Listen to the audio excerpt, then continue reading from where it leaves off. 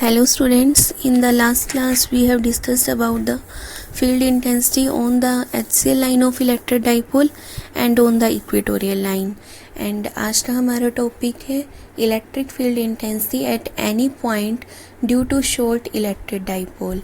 तो यहाँ पर जैसे फीडर में हमने दिखा रखे हैं, हमने एक इलेक्ट्रिक डाइपोल लिया है consisting of 2 point charges minus Q and plus Q, और ये ए पे है हमारा माइनस क्यू एंड बी पर है प्लस क्यू। ए बी जो लेंथ है वो ले रखी है हमने 2a, ओ मान लेते हैं सेंटर ऑफ द डाइपोल, और जो हमने पॉइंट एज्यूम किया है जहाँ पर हमने इलेक्ट्रिक फील्ड इंटेंसिटी कैलकुलेट करनी है वो है पॉइंट के पॉइंट ना तो एक्सियल लाइन पर है और ना ही इक्वेटोरियल लाइन पर। अब जो मिड पॉइंट है डाइपोल का मीन्स ओ से लेके के तक का डिस्टेंस माना हुआ है हमने आर, एंड जो ये एंगल बन रहा है एंगल बी ओ के ये मान लेते हैं थीटा है।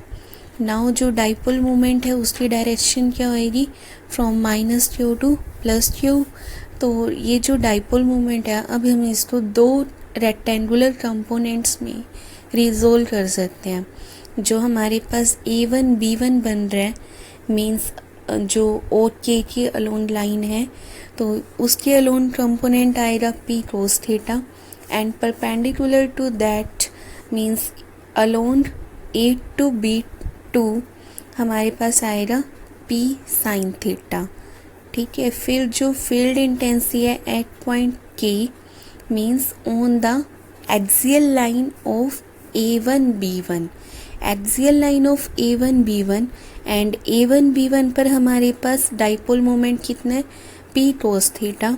फिर एक्सियल का फॉर्मूला लगाएंगे, क्या आएगा 2/4 pi epsilon nought into P की जगह आएगा P cos theta upon r cube. तो ये हमारे पास E1 मैग्नीट्यूड आ गया 2P cos theta upon 4 pi epsilon not are cube. ये हमने दिखा रखे है by k l vector that is along और के, राइट। फिर field intensity at k on the equatorial line of A to B2, वहाँ पर हमारे पास कितना है dipole moment P sin theta. तो फॉर्मूले में P की जगह आ जाएगा P sin थीटा, तो ये बन जाएगा P sin theta upon 4 pi epsilon not are cube. इसको हमने शो किया बाय के एम जो है वो परपेंडिकुलर है टू के l, right. You can see in the figure k m and k l.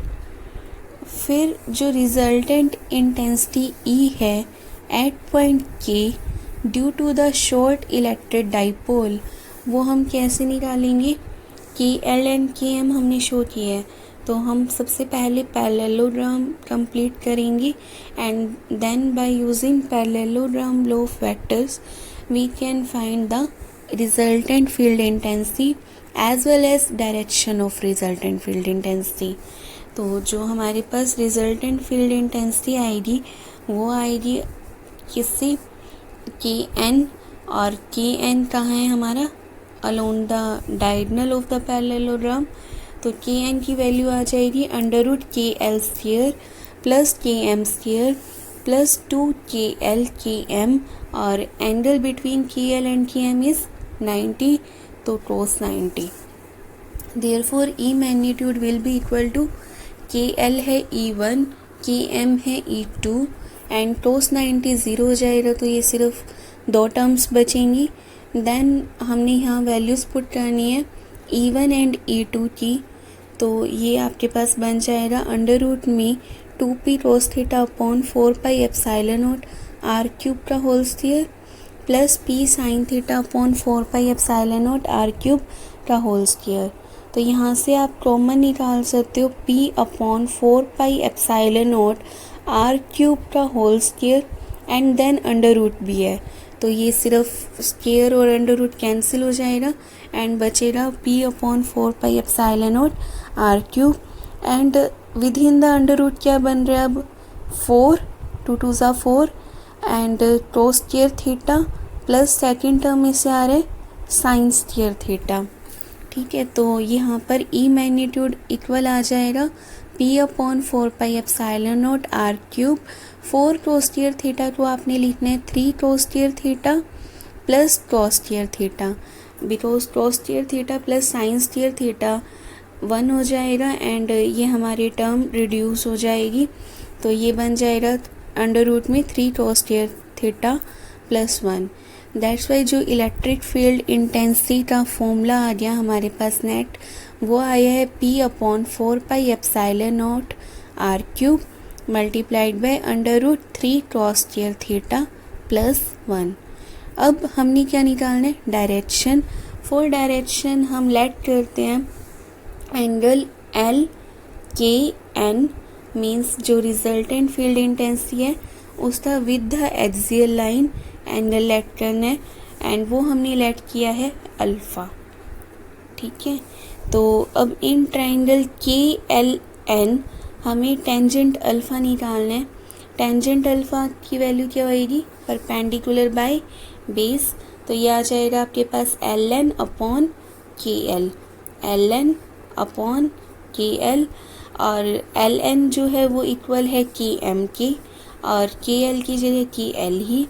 फिर वैल्यूज़ पुट कर देनी है हमने जो हमने ऊपर निकाली थी, तो यहाँ से सारा कुछ कैंसिल हो जाएगा, तो ये बचेगा half tangent theta right side में, तो टेंजेंट अल्फ़ा की वैल्यू आ गई हाफ ऑफ टेंजेंट थीटा। ठीक है, फिर उसके बाद हमारे पास कुछ पर्टिकुलर केसेस हैं। फर्स्ट है when the point K lies on the axial line of dipole. Axial line पे लाई कर रहे हैं मीन्स हमारे पास जो थीटा है वो क्या है, 0। पॉइंट K एक्सियल लाइन पे आ गया तो थीटा 0 हो जाएगा। जैसे यहाँ पर है K पॉइंट को एक्सियल पे लेके आओ तो ये OK है जो वो अलोंग OB आ जाएगा एंड थीटा बन जाएगा 0, तो cos 0 की वैल्यू कितनी आ जाएगी, 1। Therefore E magnitude will be equal to P/4πε0 r³, theta की जगह 0 तो अंडर रूट में बनेगा 3 cos² 0 प्लस 1।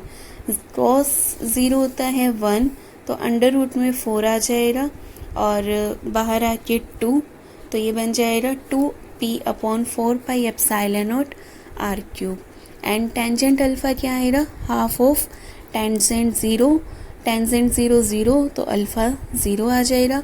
तो ये एक्सप्रेशन एंड डायरेक्शन सेम आई है जो हमने एक्सियल के लिए पहले निकाली थी। फिर नेक्स्ट पर्टिकुलर केस है when the point K lies on the equatorial line of dipole. Equatorial पे है मीन्स थीटा है आपके पास 90, cos 90 क्या हो जाएगा, 0, तो E की वैल्यू आ जाएगी P/4πε0 r³ अंडर रूट में 3 cos² 90 प्लस 1, cos 90 0 तो अंडर रूट 1 बचेगा, तो ये बन रहा है P/4πε0 r³ and tangent alpha is equal to half of tangent 90, tangent 90 infinity तो अल्फ़ा भी क्या आ जाएगा, 90। तो ये दोनों भी सेम ही आ रहे हैं जैसे हमने इक्वेटोरियल के लिए पहले किया था।